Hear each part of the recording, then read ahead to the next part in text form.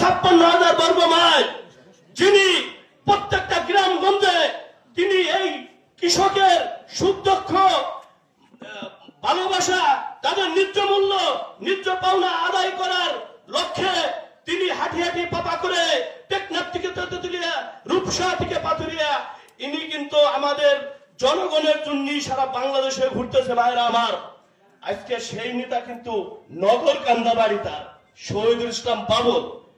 আসলে আমাদের এতই ভাগ্যবান যে আপনারা দোয়া করেন যে নগরকান্দা সালতা ইনশাল্লাহ ফরিদপুরে 2 আসনে জনাব তারেক রহমান ইনশাল্লাহ উনাকেই নমিনেশন দেবে ইনশাল্লাহ।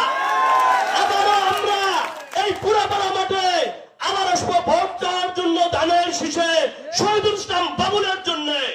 এই বলে আমার বক্তব্য শেষ করলাম। বাংলাদেশ জিন্দাবাদ, শহীদ জিয়া অমর হোক, খালেদা জিয়া জিন্দাবাদ, তারেক রহমান জিন্দাবাদ, শহীদুল ইসলাম বাবুল ভাই জিন্দাবাদ।